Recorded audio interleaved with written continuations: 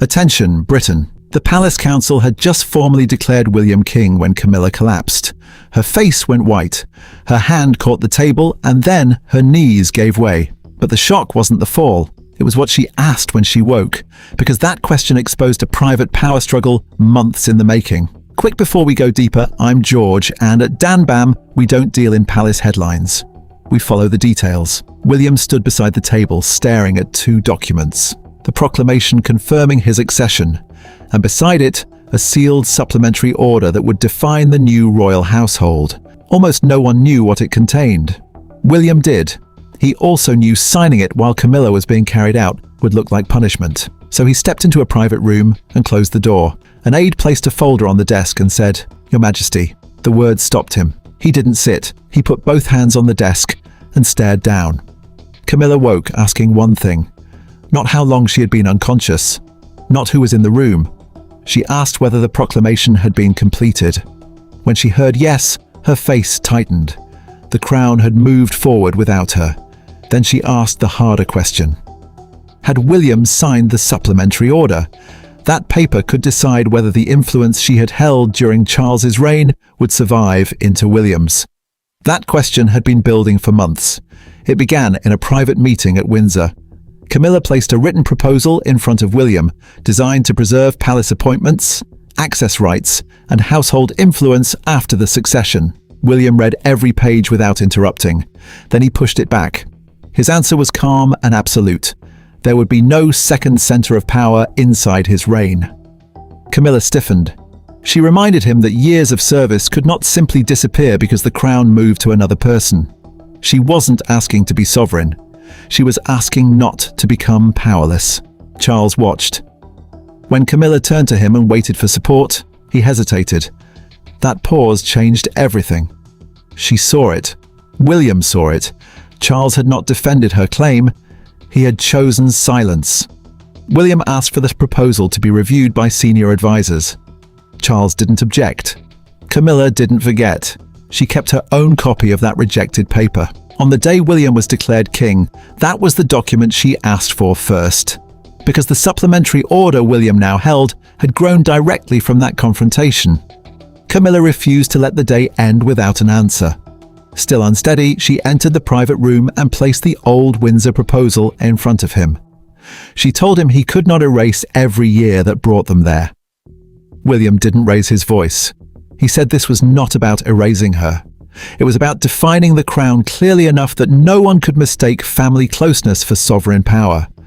Camilla fired back that he had decided her fate long before the council declaration. William rejected that. She had been warned at Windsor that authority belonging to one monarch could not simply be carried into the next reign. Then her anger sharpened.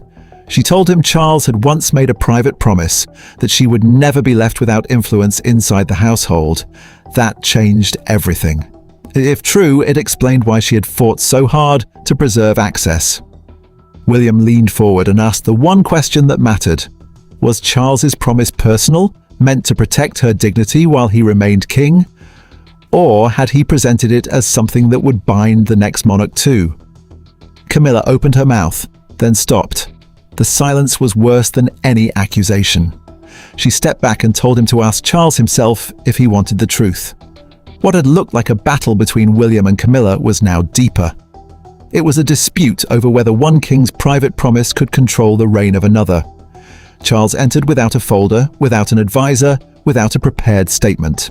He sat opposite William and waited. William asked the question plainly. Sovereign authority belonged to the monarch personally. Once the crown passed, that authority could not simply remain with someone from the previous reign.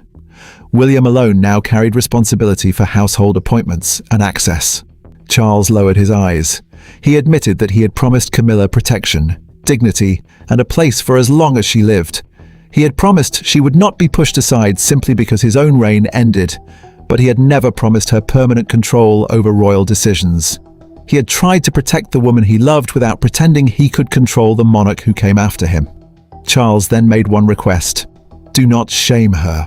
William answered that removing powers which no longer belonged to her was not shame, but he understood why it might feel that way. Camilla had spent years close to the center of royal life.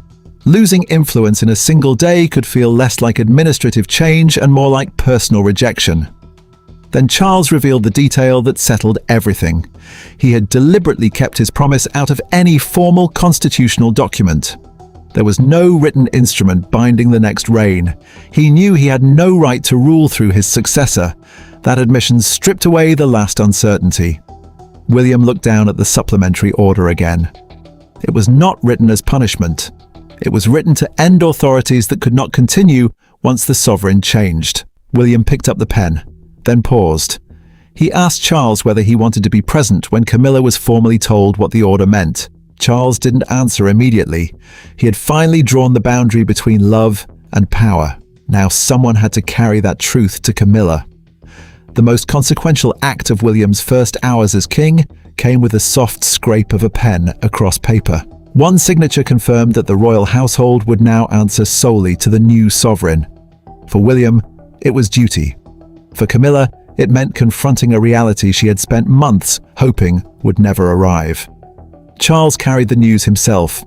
He found Camilla seated quietly. She watched his face before he spoke, then slowly removed her glasses. She asked if it was finished. He said yes. The word landed harder because it came from him.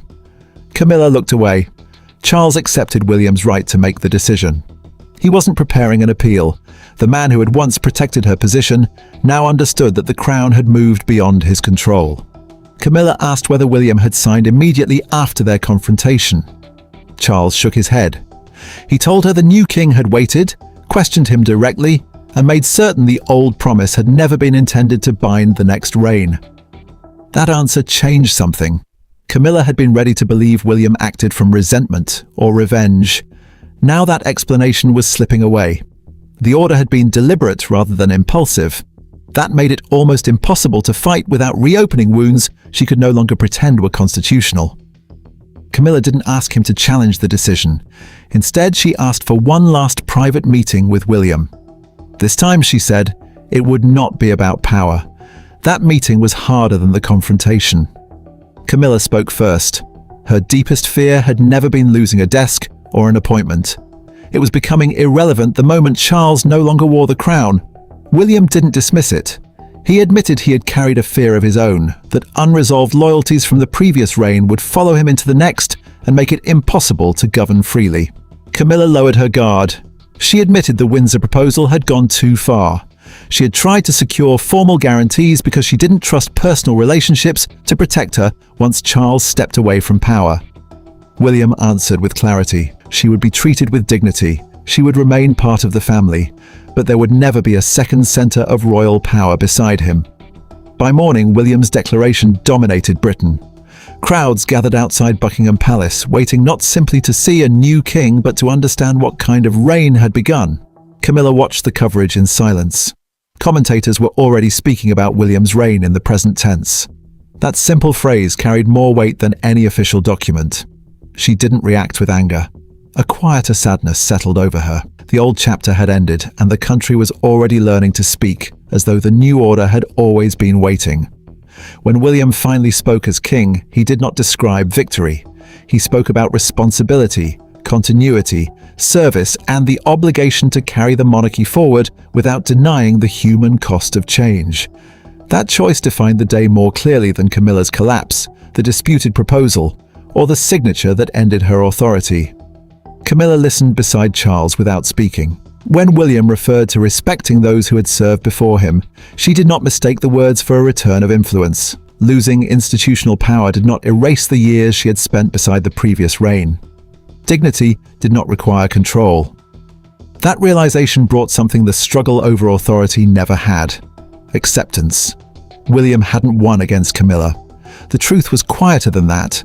He had separated respect from power, and she had accepted that those two things could exist without becoming the same thing. Charles, caught between them for so long, no longer had to choose whose authority should prevail. The answer had already been settled. Camilla's collapse had marked the shock of an old order ending, but it had not destroyed the family. William's declaration became the moment the monarchy chose clarity over ambiguity and responsibility over inherited resentment. Change had carried pain, but it had also ended the uncertainty that had poisoned every relationship around the crown. The council chamber doors had opened on uncertainty and closed on a new reign. William walked forward as king. Camilla stepped away from powers that were never hers to inherit. Charles accepted that love could remain even when authority moved on. The crown had passed. The conflict had reached its end. And the monarchy, damaged but still standing, had chosen its future. If you followed the details to the end, hit like, subscribe, and tell me where you're watching from.